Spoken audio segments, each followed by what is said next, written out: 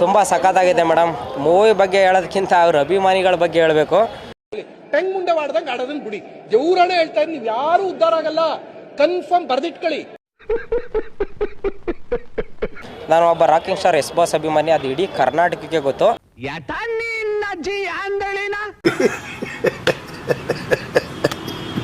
But ನಾನು D boss ಅಭಿಮಾನಿಗಳ craze ಬಗ್ಗೆ ಕೇಳಿದೆ, ಇವತ್ತು ಕಣ್ಣಾರೆ ನೋಡಿದ್ದೀನಿ ಗುರು. ಅಣ್ಣ ಸಖತ್ ಆಕ್ಟಿಂಗ್ ಮಾಡ್ತಿದ್ದೆ ಕಣ, ಕಲಾವಿದ ಕಣ, ನಮಸ್ಕಾರ ಕಣ. ನೀನು ನಿಜವಾಗ್ಲೂ ಇವತ್ತೊಂದು ದಿನ ಮೂವಿ ಯಾರಿಗೂ ಅರ್ಥ ಆಗಲ್ಲ ನೋಡಿದವ್ರಿಗೆ. ಅಷ್ಟು ವಿಸಿಲು, ಅಷ್ಟು ಸಿಳ್ಳೆ ನನ್ನ ಲೈಫಲ್ಲಿ ಇದುವರೆಗೂ ನಾನು ನೋಡೇ ಇಲ್ಲ ಗುರು ಇಷ್ಟೊಂದು. ನಿಮ್ಮ ಅಮ್ಮನ ಪಿಂಡ ಏನು ಗುರು ತಲೆನೋವು ಬಂದ್ಬಿಡ್ತು. ಇಂಥ ಅಭಿಮಾನಿಗಳು ಪಡೆಯೋಕ್ಕೆ ಡಿ ಬಾಸ್ ಅವರೇ ಪುಣ್ಯ ಮಾಡೋರು, ಇಲ್ಲ ಡಿ ಬಾಸ್ನ ಪಡೆಯೋಕ್ಕೆ ಇವ್ರುಗಳೇ ಪುಣ್ಯ ಮಾಡೋರು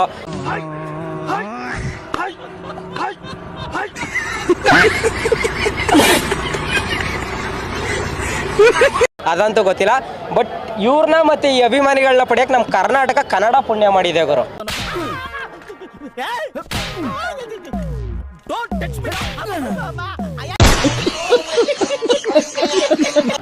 ಆಯ್ತಾ?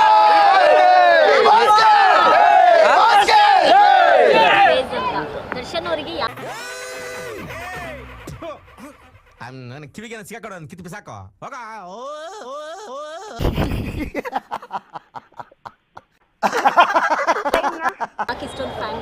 ಕನ್ನಡದವರು ಮೇಡಮ್, ದರ್ಶನ್ ಈ ವರ್ಷ ಅಲ್ಲ, ದರ್ಶನ್ ಹೊರಗಡೆ ಇಲ್ದೇನೆ ಈ ಥರ ಅಭಿಮಾನ.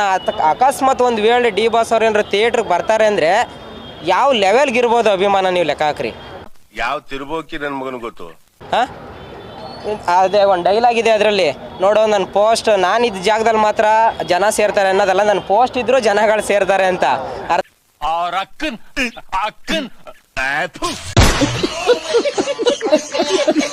ಆಯ್ತಾ? ಅದು ನಿಜ ಮಾಡಿದ್ದಾರೆ ಇವತ್ತು. ಡೆವಿಲ್ ಇಷ್ಟು ಸಕ್ಸಸ್ ಆಗೋ ಕಾರಣ ಸುಮ್ಮನೆ ಅವರು ಸೆಲೆಬ್ರಿಟಿ ಅಂತ ಹೇಳಿಲ್ಲ ಮೇಡಮ್ ಅಭಿಮಾನಿಗಳಿಗೆ. ಚಿಲ್ಲರೆಗಳನ್ನೆಲ್ಲ ಏನೋ ಕೇಳ್ಕೊಂಡು ನಾನು ಒಂದು ವಿಚಾರ ಹೇಳ್ತೀನಿ, ಎಲ್ಲ ಹೀರೋಗಳ ಅಭಿಮಾನಿಗಳನ್ನ ಹೇಳೋದು ಒಂದೇ, ನಮ್ಮ ಕನ್ನಡ ಇಂಡಸ್ಟ್ರಿ ಬೆಳಿಬೇಕು. ನಮ್ಮ ದರ್ಶನ್ ಸರ್ ಏನು ಕನ್ನಡದವರಲ್ವಾ? ಮೆಟ್ಟು ತಗೊಂಡಾಕ್ಬೇಕು ಅವನಿಗೆ. ಧ್ರುವಣ್ಣ ಕನ್ನಡದವರಲ್ವ, ಸುದೀಪ್ ಅಣ್ಣ, ಎಲ್ಲರ ಅಭಿಮಾನಿಗಳು ಬಂದು ಸಿನಿಮಾ ನೋಡಿದ್ದಾರೆ ಗುರು. ಇಲ್ಲಿ ಬ್ಯಾಡ್ ಕಮೆಂಟ್ ಹಾಕೋರು ಸಿನಿಮಾ ಅಭಿಮಾನಿಗಳೇ ಅಲ್ಲ.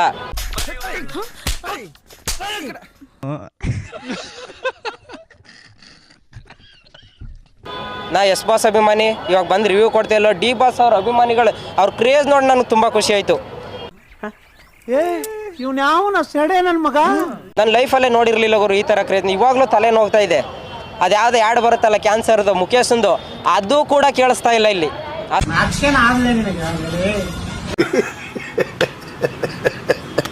ಅಷ್ಟು ವಿಸಿಲು, ಅಷ್ಟು ಸುಳ್ಳೆ, ಅಷ್ಟು ಚಪ್ಪಾಳೆ, ಈ ಥರ ಲೈಟಿಂಗ್ಸು. ಕೆಲವರು ಮದುವೆಗೆ ಹಾಕಲ್ಲ ಇಷ್ಟು ಲೈಟಿಂಗ್ಸ್ನ. ಅರ್ಥ ಆಯ್ತಾ? ఎందుకురా నీకు ఏసు బతుకు చి ఎందుకురా నువ్వు బతుకుతావు.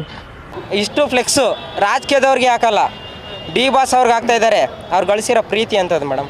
ನಡಿ ಸುಳಿ ಮಗನ ನಡಿ ಬರೀ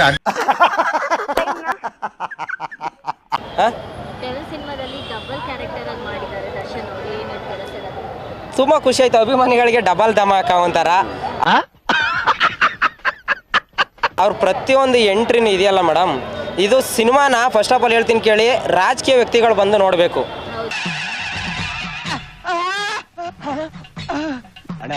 ಚಿಕ್ಕ ವಿಷಯಕ್ಕೆಲ್ಲ ಅದನ್ನೆಲ್ಲ ಯಾಕೆ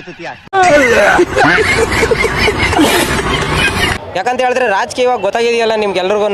ಇವ್ರ ಅಪ್ಪ ಸಿ ಎಮ್, ನೆಕ್ಸ್ಟ್ ಮಗ ಅವ್ರ ಮೊಮ್ಮಗ, ನೆಕ್ಸ್ಟ್ ಇವ್ರ ಕಾಂದಾನೇ ಹಿಂಗೆ ರಾಜಕೀಯದಲ್ಲಿ ಹೋದ್ರೆ ಬೇರೆಯವ್ರು ಬೆಳೆಯೋದು ಹಿಂಗೆ.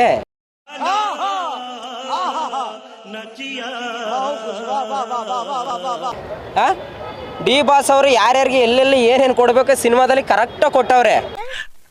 ಕೊಟ್ಟೆ ಅಂದ್ರೆ ಪಂಗ್ಳಿಸ್ಕೊಂಡ್ಬಿಡ್ಬೇಕು. ನೋಡಿದವ್ರು ಮಾತ್ರ ಅರ್ಥ ಆಗುತ್ತೆ. ಇದು ಫಸ್ಟ್ ರಾಜಕೀಯದವ್ರು ನೋಡ್ಬೇಕು ಗುರು. ಅರ್ಥ ಆಯ್ತಾ? ಹೌದೌದು ಬ್ರದರ್, ಇವಾಗ ಡಿ ಬಾಸ್ ಅವ್ರ ಬಗ್ಗೆ ಕೆಟ್ಟದಾಗ ಮಾತಾಡೋರು ಯಾವನು ಬಂದಿಲ್ಲ ಸಿನಿಮಾ ನೋಡಿಲ್ಲ. ನಾನು ಖಂಡಿತ ಡಿ ಬಾಸ್ ಅವರು ಬರೋದು ಒಂದೆರಡು ದಿನ ಲೇಟ್ ಆಗ್ಬೋದು. ಅಬ್ಬರ ಮಾತ್ರ ಯಾರೂ ತಡೆಯೋಕ್ಕಾಗಲ್ಲ. ನಾನು ಇವಾಗಲೇ ಒಂದು ರಿಕ್ವೆಸ್ಟ್ ಅಂತನಾದ್ರು ತಿಳ್ಕೊಳ್ಳಿ, ವಾರ್ನಿಂಗ್ ಅಂತನಾದರೂ ತಿಳ್ಕೊಳ್ಳಿ, ಡಿ ಬಾಸ್ ರಿಲೀಸ್ ಆಗೋ ದಿನಕ್ಕೆ ರಾಜ್ಯ ಸರ್ಕಾರದಿಂದ ರಜೆ ಘೋಷಣೆ ಮಾಡಿಬಿಡ್ರಿ.